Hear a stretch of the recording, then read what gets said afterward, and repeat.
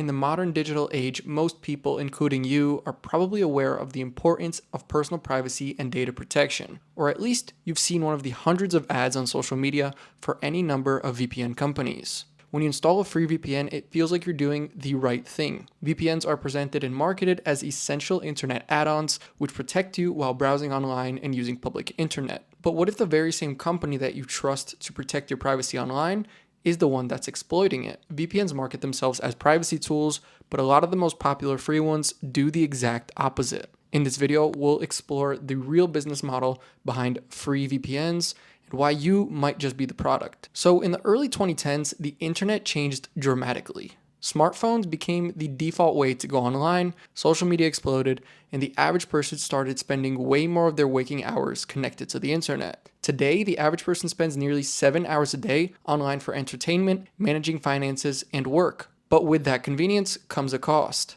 As more of life moves online, data has quickly become one of the most valuable commodities in the world. Massive data breaches are becoming routine. Governments, especially in places like China, Iran, and Russia, have cracked down on access to information and have censored content. And in the United States and Europe, ISPs track user activity, they sell browsing data, and they throttle certain websites. This means that suddenly privacy went from being an afterthought to a top priority for many people. As a supposed solution, VPNs, or virtual private networks, started gaining traction. In case you didn't know, a VPN functions by routing your internet connection through an encrypted tunnel. This masks your real IP address and makes your activity more difficult to track. At least that's what it's supposed to do. In simple terms, a VPN acts as a middleman between you and the internet. As demand for privacy tools has exploded, VPN apps flooded the market. Many of these apps were free and promised total security. The reality is that many of these VPN companies were using their users' data as a means to profit. Clicks, browsing history, and the user's own internet connection itself all became sources of revenue for these companies.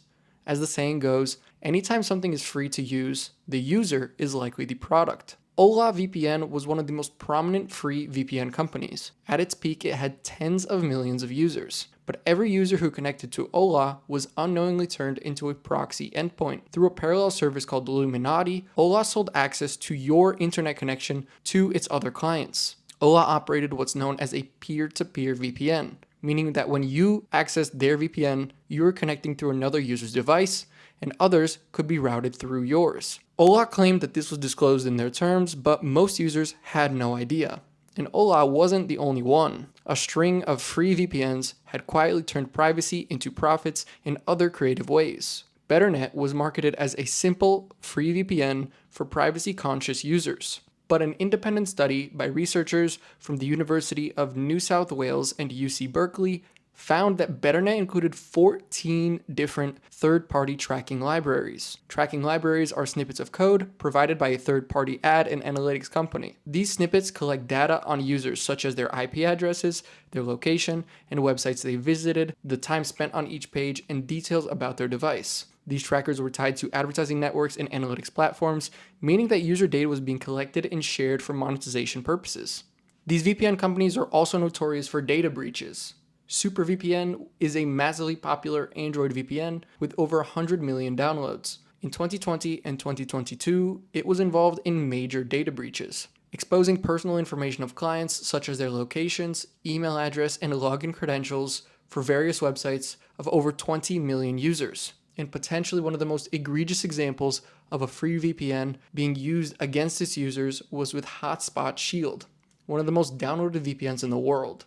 Especially in America, this was a VPN that was initially promoted as free, fast, and secure. In 2017, the Center for Democracy and Technology filed a complaint with the FTC, accusing Hotspot Shield of deceptive trade practices. Hotspot Shield was found to intercept and redirect users to partner e-commerce businesses during their online shopping. This earned Hotspot Shield affiliate commission on users' purchases without their disclosure. The app also injected code into web pages that users visited, and this code could be used for advertising and tracking without the user's knowledge. All of these VPNs were marketed as internet privacy tools meant to protect user data, and instead, they were farming it. So who owns these VPNs? When you scroll through the App Store or Google Play Store, you see dozens of free VPNs all with different names, colors, and logos. It feels like you're picking from a wide range of options. But the reality is that most of these different VPNs are owned by the same few holding companies, typically based in Hong Kong,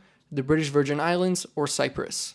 Very often, companies will use white label VPN software, slap a name onto it, and launch it as an entirely new app. It's the exact same backend, same exact business model, just with a different logo. And they rinse and repeat this cycle. This creates an illusion of choice. And when those companies are registered offshore with vague privacy policies and no real accountability, it's nearly impossible to know where your data is going or who's profiting from it.